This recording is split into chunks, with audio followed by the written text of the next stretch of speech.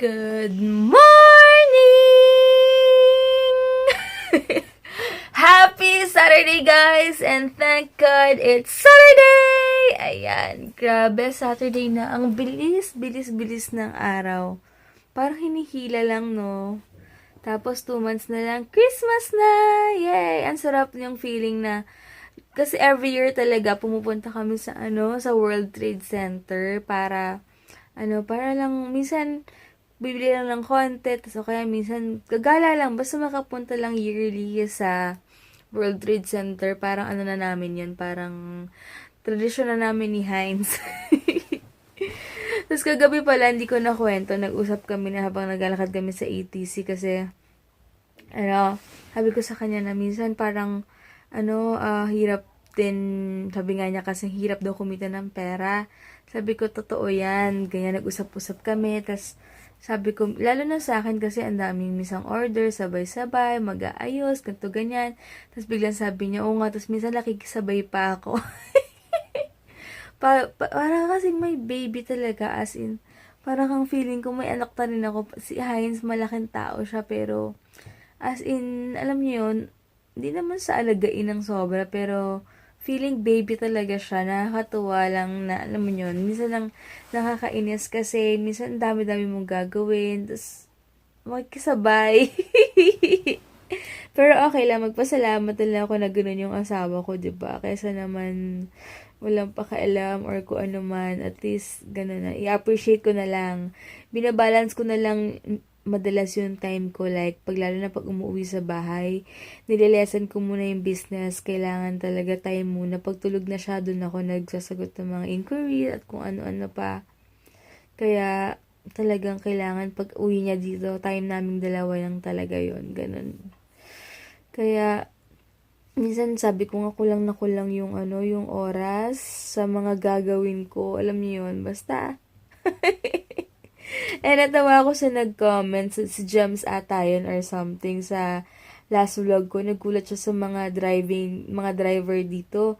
Sabi ko, nako, pag andito ka sa Philippines, masasanay ka na sa mga drivers na minsan, yung jeep, nagbababa na lang sa gitna, may tamang babaan naman, okay, yung mga motor, alam na nakasignal ka na, kakanan ka na, makikisabay pa talaga, kaya hindi ka pwede maging kampante dito pa nagdadrive kapag alam mo nakasignal ka na, matagal na. Kailangan mo pa rin talagang tumingin kasi minsan talaga yung mga motor nakikisabay, as in mag-overtake sila kung saan kakakanan or kakaliwa. Ganun talaga dito. Kala mo yung mga iba hindi professional driver like mga bus, as in yan pa minsan nakastop ka, go na bigla yung kakaliwa, as in kalahati na, parang mababangga ka na. Grabe. Pero syempre, kasi mas stress ka, ikaw na lang mag-a-adjust, itindihin mo na lang. And masanay ka na lang talaga. So, yun lang guys. And bumili pala ako ng yogurt. So, magbe-breakfast ako ng yogurt. And sabi kasi nung nutritionist kahapon na sanayin na mag-breakfast talaga. And then, pwede kang kumain 5 times a day. Pero, ilimit mo like small portion lang. And then, 3 to 4 hours yung pagitan. Mag-snack ka ng fruits. Kailangan ko talaga ng fruits and vegetables. Isa-try ko, kaya gusto ko sanang bumili na ng blender or yung juicing, something ganun. Kaya lang, sabi ni Heinz, wala na kaming space dito. Sobrang daming gamit namin. Pag nakalipat na lang daw kami ng bahay, dun kami bibili ng medyo kompletong gamit. Kasi, mas malaki-laki yung space compare naman dito. Sabi niya, ilang buwan na lang naman daw, tiis-tiis na lang daw. Kaya, pag nakalipat kami, magsa-start na ako mag-juicing or yung blender lang kahit. Kasi alam ko, mahal yung juicing eh. Almost 10K plus dito. Kaya siguro yung blender, pwede na yun, ikakat na lang ng small amount lang if ever, no? Ay, small pieces lang siya. Kaya, sige guys. Ito yung favorite kong yogurt kasi affordable siya and super sarap. Thick and 2 days lang sa amin to ni Heinz. And nung binuksan namin, nakalahati niya agad, kaloka. Kaya ngayon inubos ko na. Super sarap. Ito kasi hazelnut yung laman niya. Yung isa, caramel something, para siyang Toblerone. Kaya ito, super duper hazelnut yung sa loob. Walang tigil yung ulan, no? Super lakas. Pero kailangan ko nang umalis. Pupunta ako ng Robinsons. Kotse na ako and ang lamig ng tubig, nag-shower ako. Anyway, may baon akong dalawang cream cheese and skyflakes and yogurt. Mamaya after ng workout ko, if ever na magutom ako, yung kakainin ko. Imbes na unhealthy food yung kakainin ko or orderin ko doon, yan na lang kakainin ko. Much better pa, diba? And sa gabi naman, di mo naman kailangan din sumobrang kumain ng sobrang dami. Yun. Tapos ngayon, sabi ko, gusto ko ng chicken sa Jollibee kasi wala lang, na-crave lang ako bigla kasi malamig. Tapos gusto ko ng spicy chicken, kaya order ako. And ito na pala yung papadala ko sa international. Ito, bibili pa muna ako ng ng bubble wrap kasi hindi siya pwedeng hindi i-bubble wrap dahil may liquid siya toner and kung ano man nandiyan dyan, kaya kailangan ko talaga ng bubble wrap. So ngayon Saturday 4:30 yung spinning class pala, so by 4 kailangan andun na ako and makapag-ayos na ako.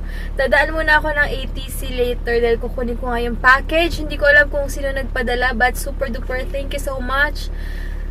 Grabe, wala lang. Sobrang happy lang and napaka-generous nyo talaga. Maraming salamat. So, excited ako kung ano. Hindi ko alam kung ano yun. Basta may nagtanong lang sa akin kung saan pwede magpadala ng package. Tapos, tinanong ko ano yung papadala. Sabi niya, secret daw. Tingnan natin kung ano yun. Pero may 3 kasi akong inaantay. 3 yung nagtanong sa akin kung ano yung address ko, kung saan nila ako pwedeng bigyan ng gift. Kaya, excited lang ako. Anyway, wala akong katabi dito. Ando dito kasi yung yung cellphone holder ko sa gitna. Kaya ayan, isipin nyo lang dito si Heinz. Joke lang. Ganito lang muna yung setup kasi mas straight siya kapag nag-vlog ako na nag-drive. So okay na si Bratty, so ready to go.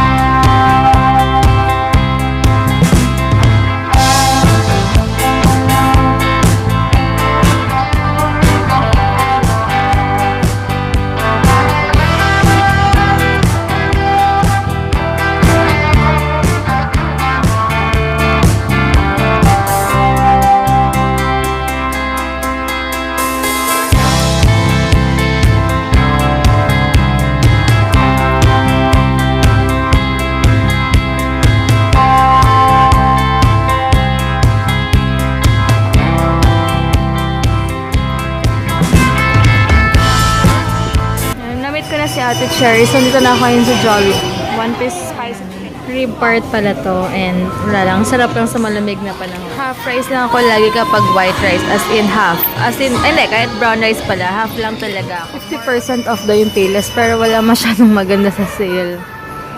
Punta muna ako sa Little Town para bumili ng bubble wrap.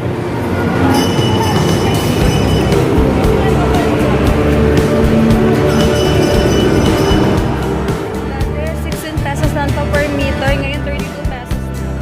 Ano ako ngayon sa post office.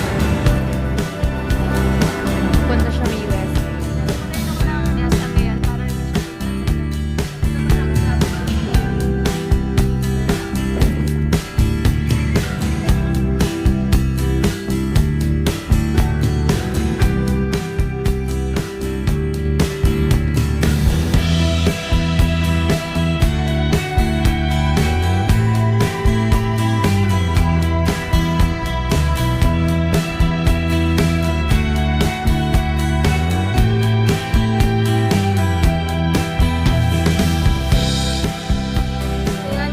ko lang saglit, pinakausapan ko lang yung guard na sabi ko may bibili na ako sa Watsons, kaya pinayagan niya ako mag-park. So ngayon, punta na ako sa Alabang Town Center. Sana umabot pa ako kasi may kukunin ko sana yung sa LBC.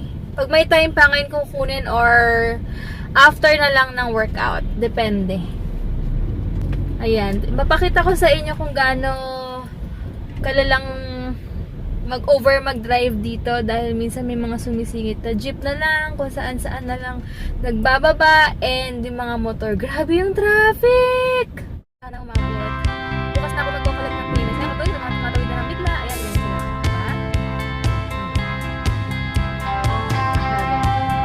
Ang tawag dito, may sasabihin ako, nakalimutan ko. Excited na ako makuha yung yung gift ko sa LBC, pero hindi ko alam kung aabot ako sa time kasi hindi ko sure kasi medyo malayo rin yung LBC, pero we'll see. 4:30 pa naman yung spinning class, pero sa traffic I doubt kung makakapunta pa ako sa LBC. Baka after na lang papasama ako kay Heinz. Pero sana umabot ako.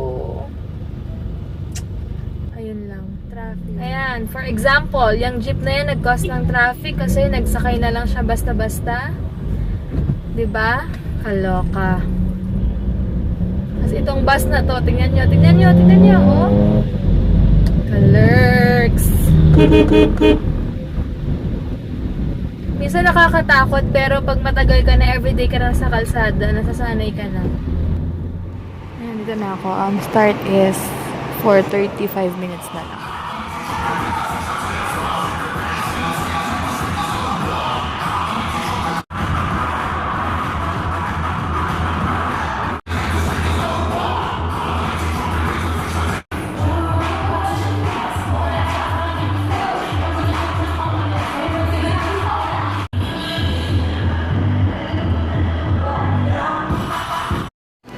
Ito pala yung dinner ko. Skyflakes, cream cheese, and yogurt.